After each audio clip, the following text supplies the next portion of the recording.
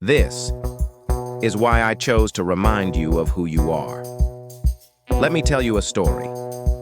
A story older than you, older than me, older than the world we see now.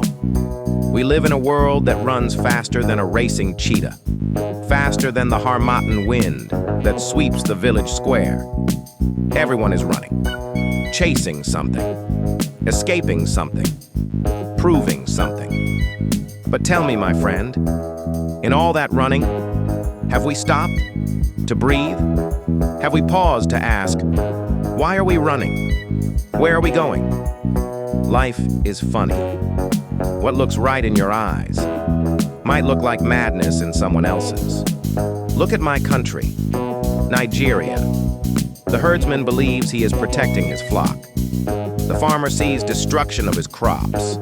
The leaders, the ones in agbada and fine suits, they fold their hands and smile, as long as the chaos fills their tables and fuels their numerous cars. And we argue in beer parlors, on street corners, forgetting that all of us are inside the same burning house.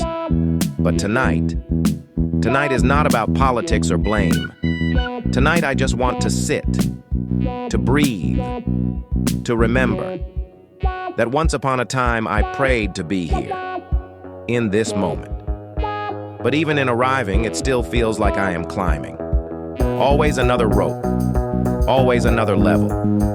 And in all this climbing, many of us forget peace. For me, that peace is in writing. I write because it soothes me, like cool palm wine on a dry throat. I write because it reminds me that even if the world is too noisy to hear my voice, it still matters. I taught myself to type. No class, no teacher, just these fingers dancing on keys. Sometimes I close my eyes and type blindly, just to remind myself that even in the dark, I am not lost. So if you see me writing endlessly, telling stories that sound strange, don't hush me. This is how I breathe, in a world that feels like it is suffocating. A world where men walk the road today and vanish tomorrow. No trace, no justice, no answers. A world where kidnappers are not gray-haired elders, but young boys whose hearts have turned cold, because survival has no age. A world where the police do not chase bad men, because they have no fuel, and their families wait at home, hungry too. But before you point fingers, remember, we all built this house together.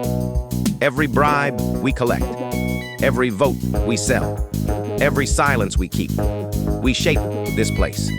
And where we go next? Still in our hands.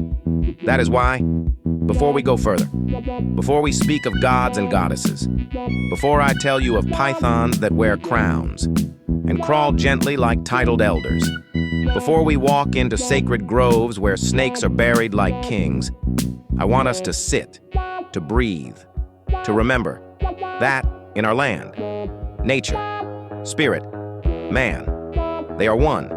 When we forget that, chaos comes.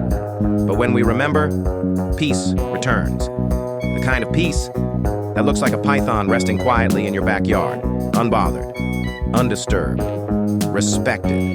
Because in Igbo land, the python is not just a snake. It is Ek. It is the child of Allah, the earth goddess. It is the symbol of purity, peace, and protection. And if you are ready, let me take you back to the villages where pythons are kings. And even death is not the end for them. This is where our story begins. Don't forget to click the bell button.